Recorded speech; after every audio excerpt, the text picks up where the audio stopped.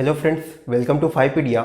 तो कल हमने देखा था साइंस क्लास 10th अध्याय 1 रासायनिक अभिक्रियाएं एवं समीकरण में हमने कल डिस्कस किया था रासायनिक अभिक्रियाएं क्या होती है, संतुलित रासायनिक अभिक्रियाएं क्या होती है, ये भी हमने कल डिस्कस कर लिया है। किस तरीके से उसका शब्द समीकरण लिखते हैं, किस तरीके से उसका रासायनिक समीकरण लिखते हैं, अभिकारक क्या होते हैं, उत्पाद क्या होते हैं, ये सब हमने कल की क्लास में जो है डिस्कस कर लिया था। ठीक है, तो आज मैं आपको एक क्वेश्चन कराने वाला हूँ जो कि एग्ज़ाम पॉइंट ऑफ व्यू से इम्पोर्टेंट है। तो एग्ज़ाम में आपको पूछा जा सकता है कि संतुलित रासायनिक समीकरण क्या होते हैं, एक उदाहरण के साथ में समझाइए। तो ये 4 से 5 नंबर में क्वेश्चन आ सकता है। तो आज हम डिस्कस कर लेंगे कि संतुलित रासायनिक समीकरण। तो संतुलित रासायनिक समीकरण की अगर हम बात करें तो यह एक ऐसा समीकरण है, ऐसा रासायनिक समीकरण जिसमें तीर के दोनों ओर प्रत्येक तत्व में परमाणुओं की संख्या जो है समान होती है, उसे हम क्या कहते हैं, संतुलित रासायनिक समीकरण। ठीक है, तो ऐसा रासायनिक समीकरण जिसमें तीर के निशान के दोनों ओर के प्रत्येक तत्व में परमाणुओं की संख्या जो है समान होती है, संतुलित रासायनिक समीकरण कहलाता है।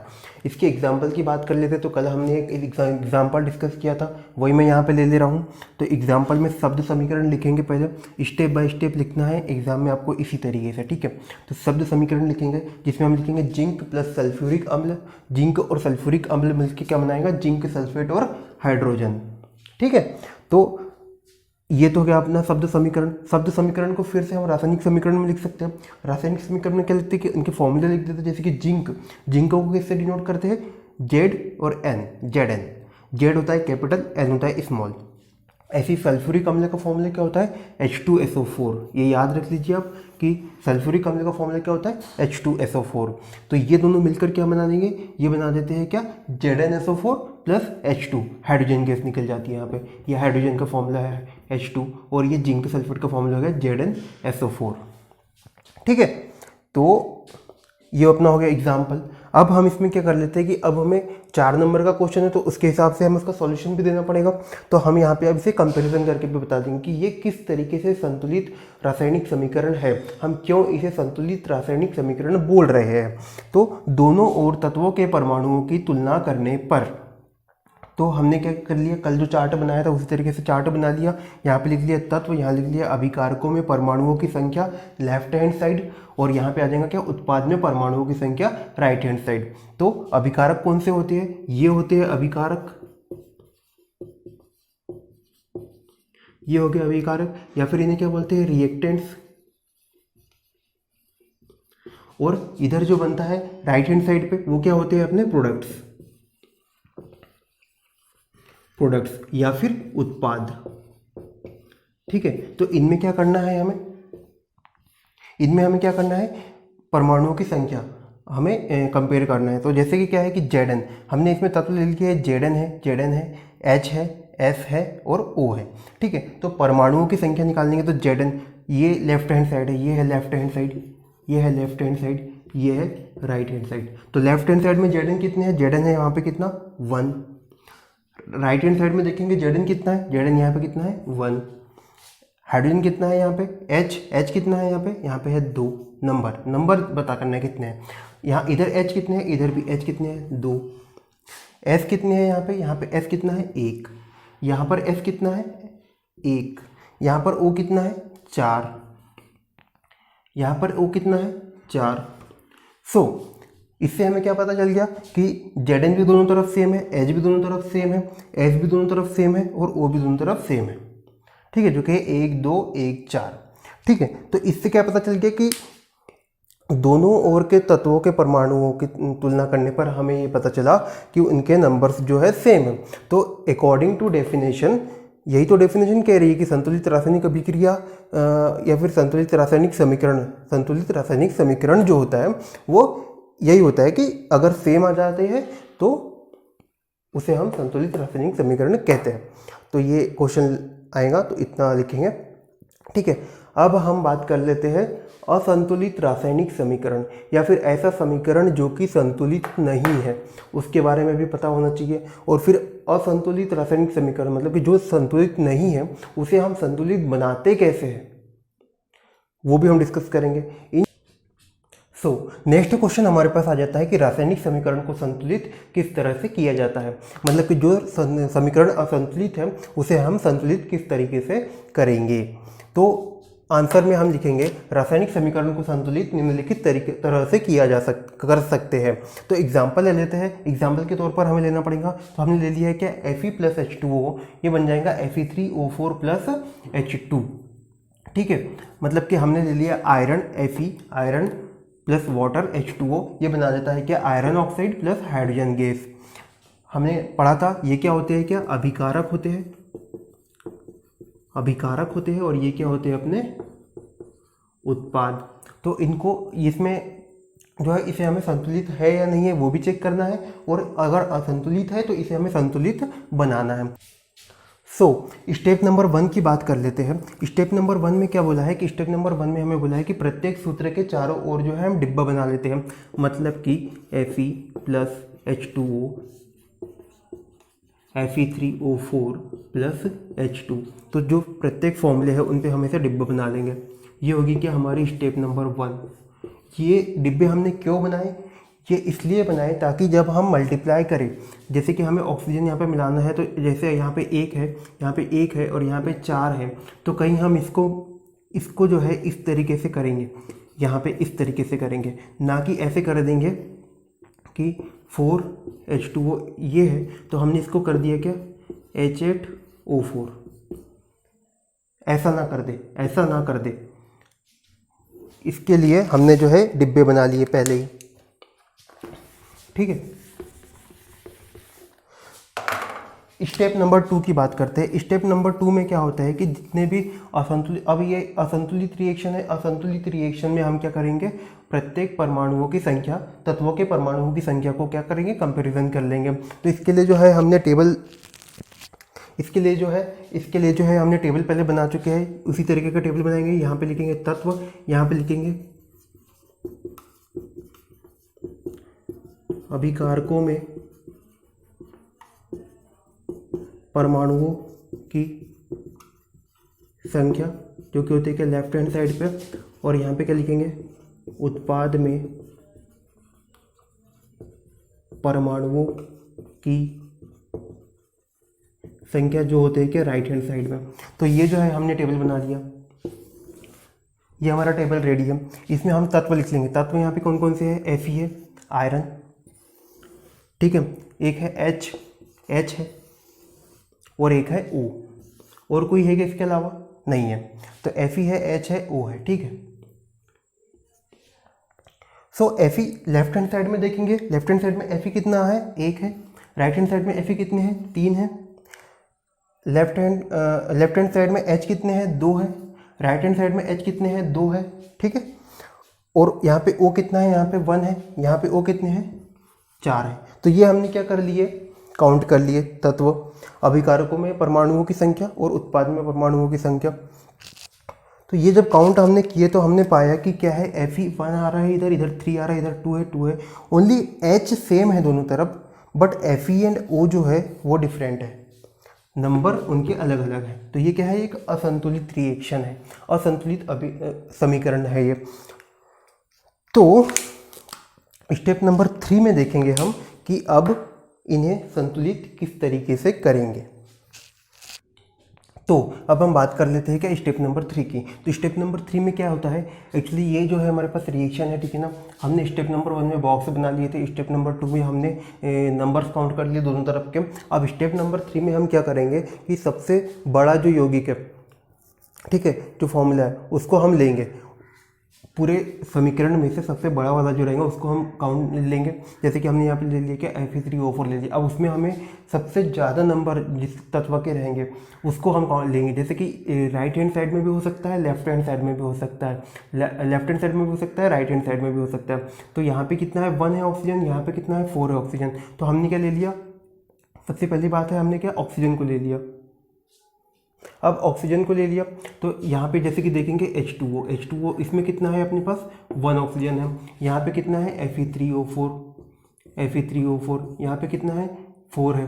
हमने ये एक टेबल बना लिया जिसमें हमने टेबल किस तरीके से बनाया, ऑक्सीजन के परमाणु लिख लिए एक तरफ, फिर उसके बाद में अभिकारकों में कितने हैं, उत्पाद में कितने हैं, प्रारंभ में कितने हैं और संतुलित करने पर कितने हैं। तो संतुलित करने पर यहाँ पर क्या है, यहाँ पर 4 है, ठीक है, और यहाँ पे कितना है, 0 है, इसके सामने क्या है, 1 है। तो अब हमने क्या कर दिया, यहाँ पे इसमें हमने 4 चाहिए तो 4 से मल्टीप्लाई कर दिया, ठीक है, इसमें हमने 4 से मल्टीप्लाई कर दिया। तो जब मैं 4 से H2 में मल्टीप्लाई करूँगा तो यहाँ पे भी ऑक्सीजन कितने आ जाएंगे, 4 आ जाएंगे ऑक्सीजन, और यहाँ पे ऑलरेडी है 4, यहाँ पे 4 ऑलरेडी है, यहाँ पे मैंने मल्टीप्लाई कर दिया 1 × 4, तो यहाँ पे भी 4 आ गए। तो इस तरीके से क्या हो गई, ये बैलेंस हो गई। अब इसके अलावा जो है इस समीकरण में अभी पूरी तरीके से बैलेंस नहीं हुई है, तो अब हमारे पास समीकरण क्या आ गया, अपने पास आ गया Fe+4H2O, ये आ जाएगा Fe3O4+H2। अब अगर हम देखें तो ऑक्सीजन अभी सिर्फ बैलेंस हुई है, ऑक्सीजन बैलेंस हुई है, आयरन और हाइड्रोजन जो है, Fe और हाइड्रोजन जो है वो अभी भी बचा हुआ है। तो इसमें से अब हम Fe को ले लें या फिर H को ले लें, तो हम पहले ले लेंगे क्या, हाइड्रोजन को, हाइड्रोजन के परमाणु ओ की संख्या, उसके बाद में क्या है, अभिकारकों में और उत्पाद में, तो प्रारंभ में संतुलित करने पर, ये इस तरीके से जो हमने इसमें टेबल बना लिया, ये हो गई हमारी क्या, स्टेप नंबर 4। बात कर लेते हैं अब हाइड्रोजन के परमाणुओं की। तो हाइड्रोजन के परमाणु प्रारंभ में अभिकारकों में क्या दे रखा है, H2O है, ठीक है ना, 4H2O है।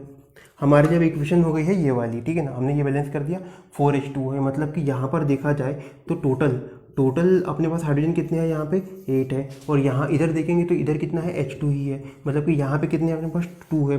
तो इसमें क्या करेंगे, हमें 8 करना है, तो 8 का 8 जैसे का वैसा रह जाएगा, और इसमें हम 2 में किसका, 4 का मल्टीप्लाई कर देंगे, तो यहाँ पे कितने आ जाएगा, 8 आ जाएगा। मतलब कि इसके बाद जो है हमारी इक्वेशन क्या हो जाएगी, Fe+4H2O, ये हो जाएगा क्या, Fe3O4+4H2।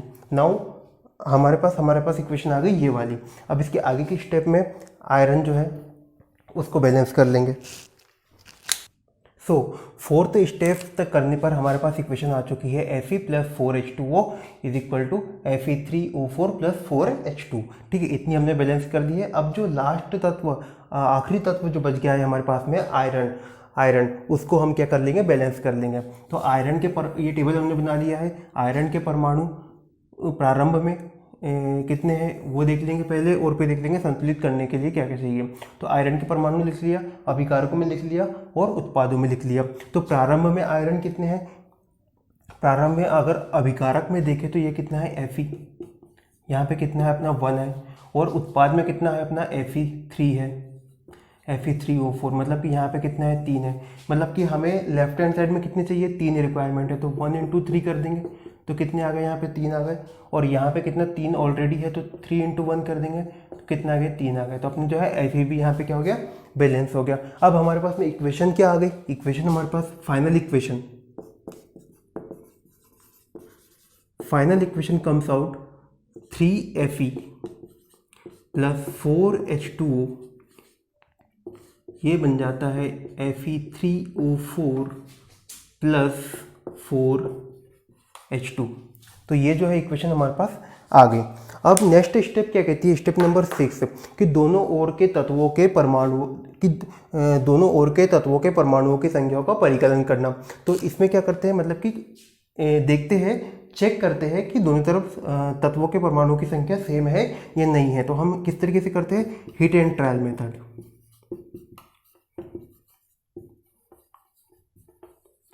Hit and trial method में देख लेंगे कि इधर भी 3 है, इधर भी 3 है, यहाँ पे हाइड्रोजन मल्टीप्लाई करके 4 आ जाएगा, यहाँ पे भी 4 आ जाएगा, यहाँ पे 8 आ जाएगा, यहाँ पे भी 8 आ जाएगा, ऑक्सीजन यहाँ पे 4 आ जाएगी, यहाँ पे भी ऑक्सीजन O जो आ जाएगा वो 4 आ जाएगा।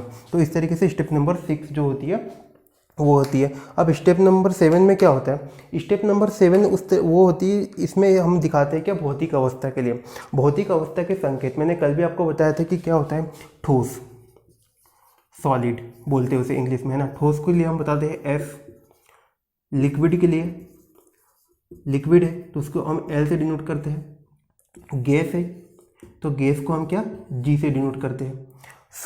इक्वेशन में जैसे इस इक्वेशन की बात कर लेते हैं, तो इसके अगर हम भौतिक अवस्था इनकी बताएं तो कितना हो जाएगा, 3Fe, ये क्या है, सॉलिड है, प्लस 4H2O, ठीक। 4H2O ये क्या होता है, गैस केस में होता है, और फिर ये बनता है क्या, Fe3O4, ये सॉलिड होता है, प्लस H2, 4H2, ये क्या होती है, गैस होती है। तो इस तरीके से जो है ये हमारा इक्वेशन आ जाता है, समीकरण आ जाता है इसका, ठीक है। तो ये जो आती है हमारी होती है क्या, रिएक्शन। फुल एंड फाइनल जो होता है, उत्प्रेरक कुछ चीज़ होती है। उत्प्रेरक एक्चुअली में होते क्या है, उत्प्रेरक वो होते हैं जिनको हम क्या, तीर के ऊपर डिनोट करते हैं, इनकी प्रेजेंस में जो है वो रिएक्शन होती है। उत्प्रेरक जो होते हैं क्या, रिएक्शन को बढ़ाने के लिए भी लगाते हैं, या रिएक्शन को कम घटाना है, उसका टाइमिंग जो है अपने को कम करना है, उसके लिए भी उत्प्रेरक का यूज़ करते हैं। इनकी रिक्वायरमेंट होती है, जैसे टेम्परेचर की रिक्वायरमेंट होती है, प्रेशर की रिक्वायरमेंट होती है किसी रिएक्शन को संपन्न कराने के टाइम पर। जैसे आपने बचपन से पढ़ते आ रहे हो, आप क्लास 5th में आपने पढ़ा होगा कि प्रकाश संश्लेषण की क्रिया, जिसके कारण कि क्या, हरे पौधे जो है खाना बनाते हैं। तो प्रकाश संश्लेषण की क्रिया का ही मैंने यहाँ पे एग्जांपल ले रखा है, ये इक्वेशन आपको याद होगी। 6CO2 plus 12H2O, 6H12O6 plus 6H2O plus 6O2, ठीक है। ये इक्वेशन होती है प्रकाश संश्लेषण की। इसके कारण क्या होता है कि इसी रिएक्शन के थ्रू जो है पेड़ पौधे जो है, हरे पेड़ पौधे जो है वो खाना बनाते हैं। तो इसमें क्या होता है कि CO2 एक्वस में है, H2O लिक्विड में है, सूर्य प्रकाश और क्लोरोफिल की प्रेजेंस में ये ग्लूकोज का निर्माण करते हैं, ठीक है। तो उत्प्रेरक क्या है, ये है सूर्य प्रकाश और क्लोरोफिल, ये जो है उत्प्रेरक है। तो इन्हें भी हमें दिखाना पड़ता है, और कुछ रिएक्शन में जो है हमें टेम्परेचर और प्रेशर दिखाना पड़ता है। तो यहाँ पे लिख देते हैं इतना दबाव प्रेशर, और यहाँ पे इतना टेम्परेचर, ठीक है। तो ये इस तरीके से जो है हमारी स्टेप्स हो गई, 7 स्टेप्स टोटल इन्वॉल्वड है किसी असंतुलित समीकरण, या फिर जो समीकरण जो है, रासायनिक समीकरण संतुलित नहीं है, उसे संतुलित करने के लिए जो है ये स्टेप्स इन्वॉल्व होती है। तो आपको ये 7 स्टेप्स जो है एग्जाम में लिखना है, अगर क्वेश्चन आता है तो, ठीक है। और अब बात कर लेते हैं, इसके आगे हमें है कुछ क्वेश्चंस है एक्सरसाइज के, तो वो क्वेश्चंस हम अच्छे से डिस्कस कर लेंगे। और फिर हमें आगे इसमें पढ़ना है क्या, रासायनिक अभिक्रियाओं के प्रकार, टाइप्स ऑफ केमिकल रिएक्शन, वो पढ़ लेंगे। तो यहाँ तक अगर आपको समझ आ गया हो तो बहुत अच्छी बात है। अगर कोई डाउट है तो आप कमेंट सेक्शन में पूछ सकते हो, या फिर हमारे टेलीग्राम चैनल @5pedia को ज्वाइन कर लीजिए, वहाँ पे आपके डाउट क्लियर कर दिए जाएंगे। Thanks for watching.